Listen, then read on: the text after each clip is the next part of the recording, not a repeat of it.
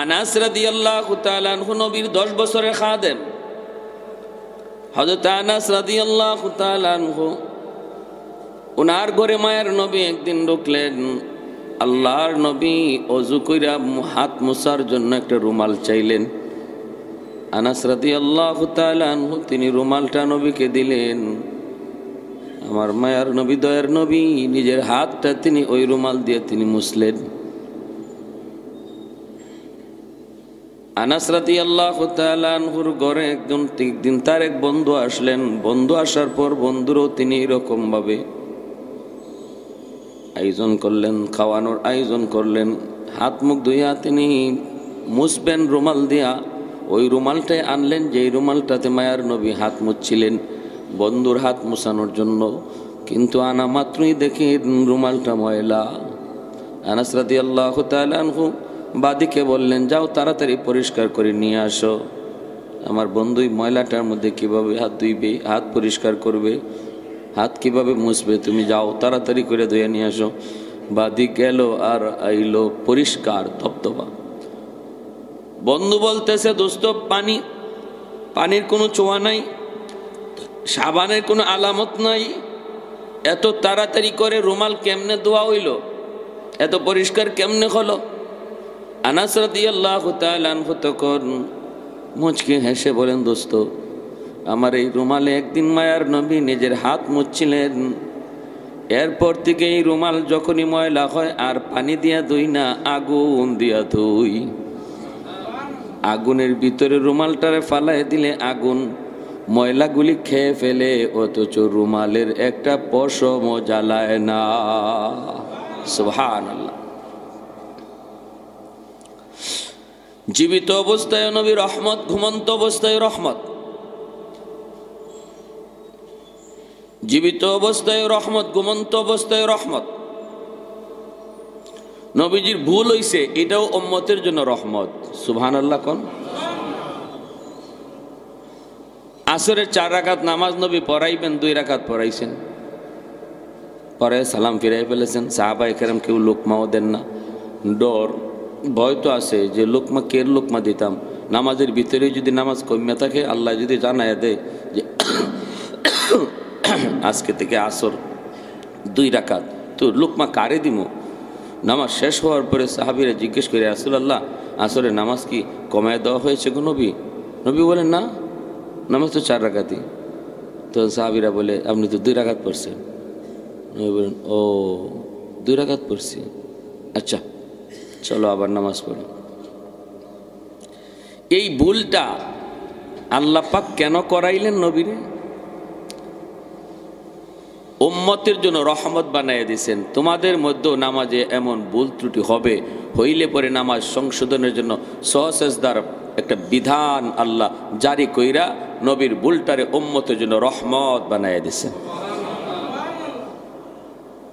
আমার নবীর জীবনে একটা ভুল হইছে কি আল্লাহ ভুল করাইয়া দিয়েছে কেন? উম্মতের জন্য। যুদ্ধ থেকে ফেরার পথে নবীজি বিশ্রাম নিবেন, রাতের বেলা, রাত হয়ে গেছে, আল্লাহ নবী কাফেলা নিয়ে ঘুমাবেন।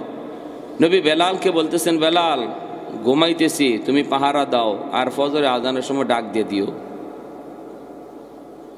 তো হযরত বেলাল রাদিয়াল্লাহু তাআলা পাহারা দিচ্ছেন, কিন্তু ফজরের আগে ওনারও ঘুম লেগে গেছে। বেলাল রাদিয়াল্লাহু তাআলা ফজরের আজানের আগ মুহূর্তে ওনারও ঘুম লেগে গেছে। কাফেলা সব ঘুমে, আল্লাহর নবীও ঘুমে। এই এক ঘুমে সূর্য উইটিয়া ফজর যে কোন দিকে গেল, সূর্য উঠলো, সূর্যের আলো নবীজির চেহারায় পড়লো। যেই মাত্র নবীর চেহারায় সূর্যের আলো পড়ছে, তখন আল্লাহ নবীর ঘুম ভাঙছে। নবীজি ঘুম থেকে উঠে বলছেন, ইন্না লিল্লাহি ওয়া ইন্না ইলাইহি রাজিউন। বেলাল কি ব্যাপার? সবাই ঘুম থেকে উঠছেন, একজনেরও ফজরের নামাজ হয় নাই। অথচ আল্লাহ নবী, সাহাবায়ে কেরাম, নবী বলতেছেন, বেলাল কি খবর? বেলাল বলে, ইয়া রাসূলুল্লাহ, যে আল্লাহ আপনার চোখ লাগাই দিছে, এই আল্লাহ আমার চোখও লাগাই দিছে, কইতে পারি না গো নবী। তা আল্লাহ নবী বলে, দ্রুত চলো নামাজ কাজা করি। তো এই জায়গাটা থেকে সইরে আরেকটা জায়গায় গিয়ে নামাজ কাজা করলেন সাহাবায়ে কেরাম কে নিয়ে।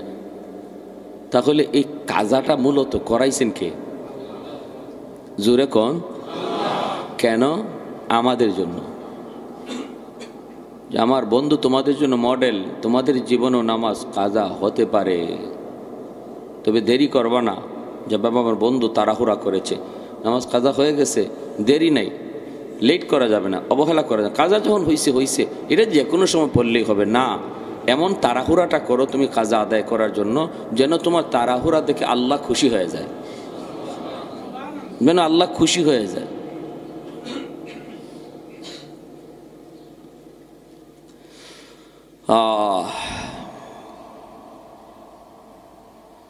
এজন্য এই নবীর কাছে আসলেন আবু বকর,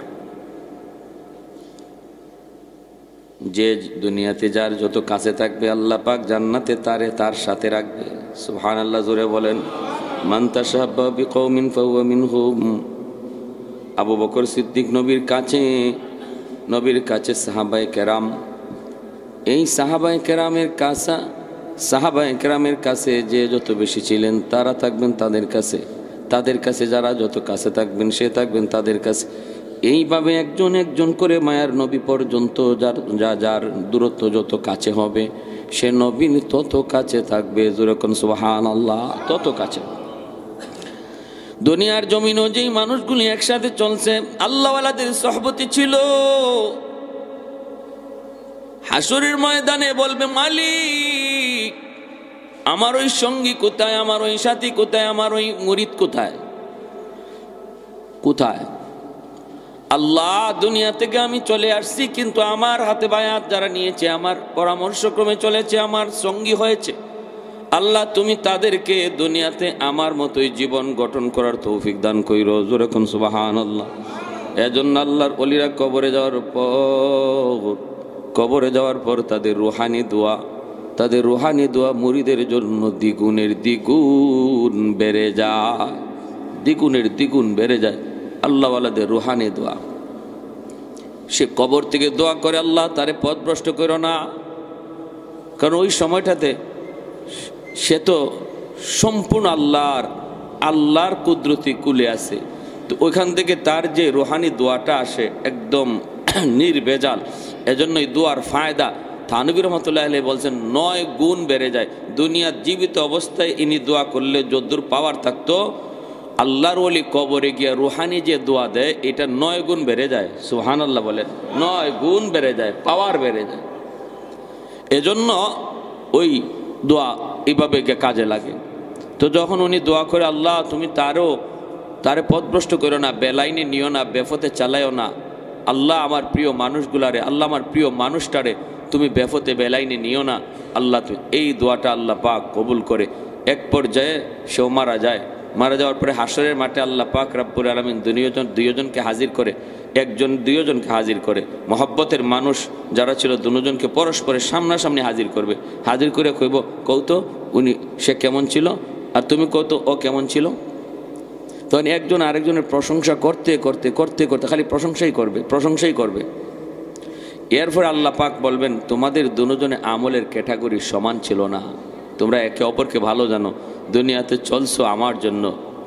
দুজন প্রতিযোগিতা করে নামাজ আদায় করেছো, প্রতিযোগিতা করে তোমরা ভালো কাজ করছো, নেক কাজ করছো, প্রতিযোগিতা ছিল তোমাদের আখিরাতের লাইনে। আমি আল্লাহ তোমাদের উপরে খুশি, কিন্তু আমলের ক্যাটাগরি সমান না। তোমাদেরকে একসাথে দেই কেমনে? সবার আমল তো সমান হবে না, সমান তো করা যাবে না, কিছু বেশকম হবে কিনা। আর আমলে বেশকমের কারণে তো জান্নাত বেশকম হয়ে যাবে। একজনের জান্নাত একতলা উপরে আর একজনের একতলা নিচে। কিন্তু হাদিস শরীফে আল্লাহ নবী বলেন দুনিয়াতে যে দুইজন নেককারের মহব্বত ছিল শুধু আল্লাহর জন্য, যার আমল কম ছিল তার আমলকে আল্লাহ তার পক্ষ থেকে বাড়াইয়া ওই বন্ধুর সাথে এক ক্যাটাগরিতে জান্নাত দান করবেন। ওই উপরের জন্যে নিচে না পাবেন না, বরং নিচের জন্যে আল্লাহ উপরে উঠে দেবে। উপরের জনকে নিচে নামাইলেও তো একসাথে থাকা হইতো, ঠিক না? কিন্তু এই কাজ আল্লাহ করবেন না, আল্লাহ পাক কখনো এমন করেন না। নিচের জনকে উপরে উঠে দিবেন। এক হাদিস শরীফ আল্লাহর নবী বলেন এজন্যই সহবতের এত দাম, সম্পর্কের এত দাম। আদম আলাইহিস সালাম 300-350 বছর আল্লাহর কাছে কান্না করলেন আর বললেন, মালিক মাফ করো, গুনাহ ভুল হয়ে গেছে, মাফ হয় না। এবার বলেন, আল্লাহ মুহাম্মদুর রাসূলুল্লাহর উসিলায় তুমি মাফ করো। এমনি আল্লাহ কয়, আদম এই নাম তুমি জানলা কেমন করে? সুবহানাল্লাহ, জোরে কর। আদম আলাইহিস সালাম কয়, মালিক জান্নাতের গেইটে তোমার নামের সাথে নামটা দেখেছি, তখনই আমি বুঝছি নামটা তোমার কাছে অধিক মায়ার, নাইলে নিজের নামের সাথে তুমি নাম রাখতা না, মিলাইয়া দিতা না, তোমার পাশে রাখতা না। তোমার পাশে যারে রাখছো বোঝা গেল তোমার বেশি প্রিয় সাহাবত। এ ভাই, আল্লাহর পাশেই ছিল আমার আপনার নাম, আমার আপনার নবীর নাম। এই উসিলায় আল্লাহ পাক আদম আলাইহিস সালামের দোয়া আল্লাহ কবুল করে নিলেন। এর থেকেই মুফাসসিরিনে কেরাম লিখেন, মুহাদ্দিসিনে কেরাম তারা লিখেন, একজন আল্লাহওয়ালা যার সম্পর্ক আল্লাহর সাথে তার উসিলায় যদি দোয়া চাওয়া হয়, এই দোয়াও তার উসিলায় আল্লাহ কবুল করে নেয়। আল্লাহর ওয়ালিদের সোহবত, আল্লাহর ওয়ালিদের উসিলা দইরা দোয়া চাইলেও আল্লাহ দোয়া কবুল করে। আদম আলাইহিস সালাম আল্লাহর কাছে দোয়া করছেন, পরে উসিলা ধরছেন আমার নবীর নাম, সুবহানাল্লাহ কোন। তারপরে আল্লাহ পাক রব্বুল আলামিন দোয়া কবুল করে নিছে। কুতিলা, আল্লাহর নবী বলেন, দুনা মালিহি কুতিলা দুনা মালিহি ফাহুয়া শাহীদুন আও কামা ক্বালা নবী আলাইহিস সালাম।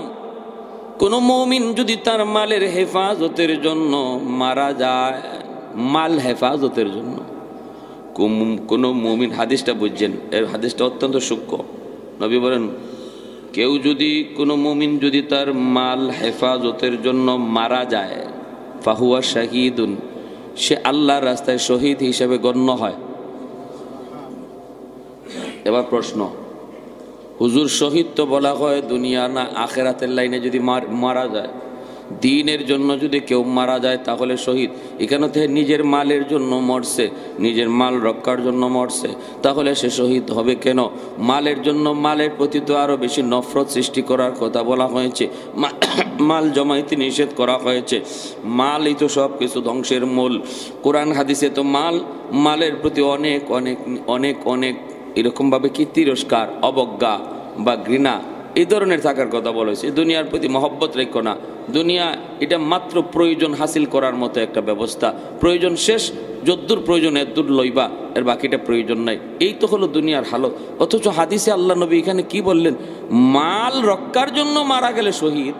এটা তো বুঝে আসে না।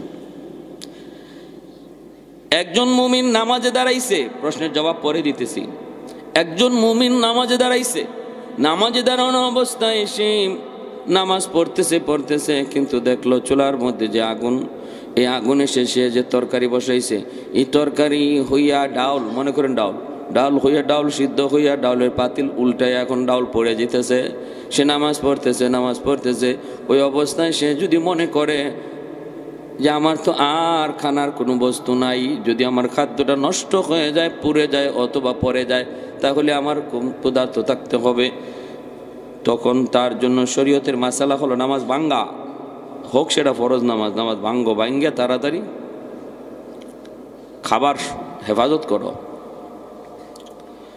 খাবার, এই দুনিয়া হেফাজতের জন্য নামাজ ভাঙ্গার নির্দেশ আইছে। এটা খাবার, এটাও তো দুনিয়া, এটাও তো আখেরাতের কিছু বলা যায়। অথচ খাবার ভাঙ্গার জন্য নামাজ, খাবার রক্ষার জন্য নামাজ ভাঙ্গার নির্দেশ আইছে, আর ওইদিকে মাল হেফাজতের জন্য জান দিলে শহীদ হওয়ার বিধান আইছে। ঘটনা কি?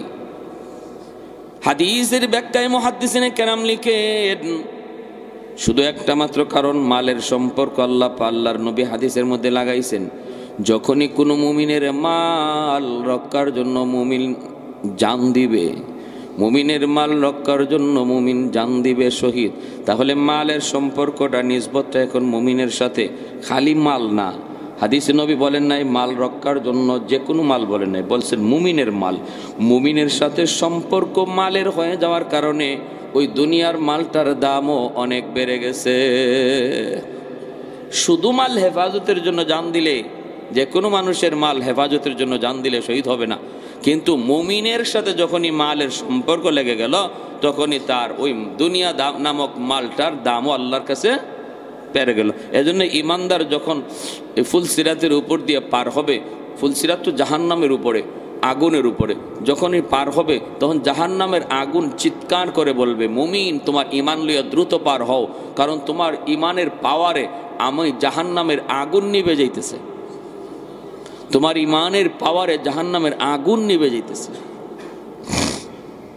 প্যারে হাদিরিন, এজন্য বলতেছিলাম এটার এত দাম, এত গুরুত্ব। আল্লাহওয়ালাদের সোহবতে যাওয়া, আল্লাহওয়ালাদের কাছে যাওয়া।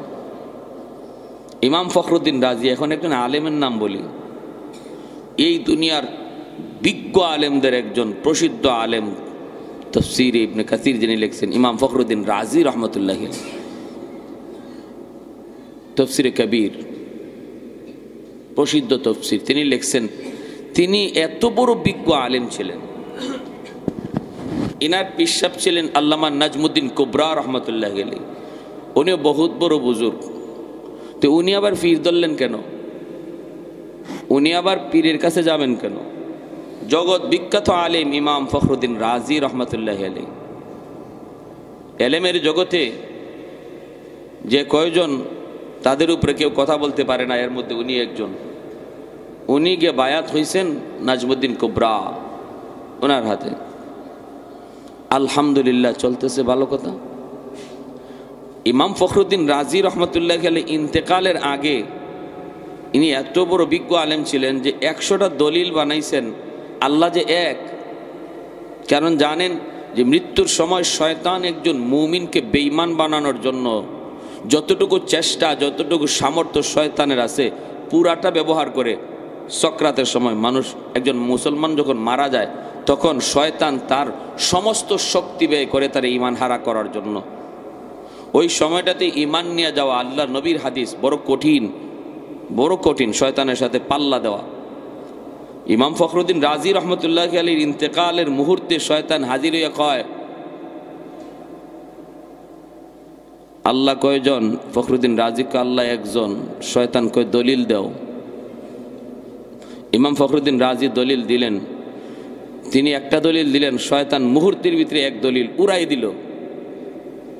ইমাম ফখরুদ্দিন রাজি আরেকটা দলিল দিলেন, শয়তান দ্বিতীয় দলিল উড়াই দিল। সে আরেক দলিল দিয়া, শয়তানে আরেক যুক্তি দিয়ে এটা উড়াই দিল। উনি আরেকটা দলিল দিলেন, শয়তান এটাও উড়াই দিল।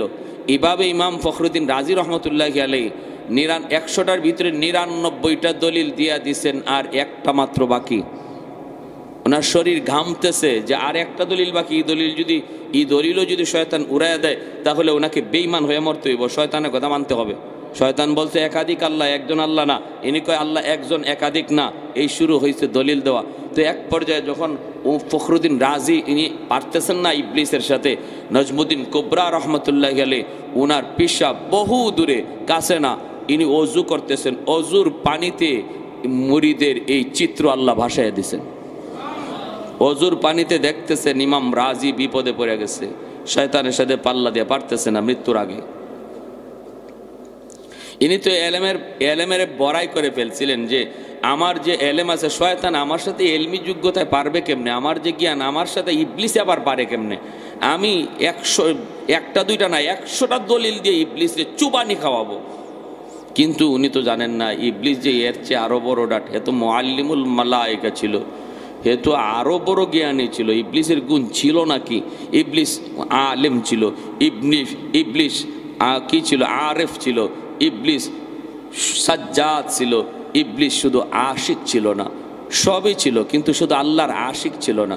কারণ এশক এমন এক বিষয় যে এশকের মধ্যে, ভালোবাসা এমন এক বিষয় যার মধ্যে যুক্তি চলে না, বুদ্ধি চলে না, কোনো কি চলে না, কোনো আলোচনা চলে না। ওইটাই ইবলিসের কাছে ছিল না। কিন্তু আল্লাহর প্রতি ভালোবাসা বান্দার থাকতে হবে, মহব্বতের, এশকের।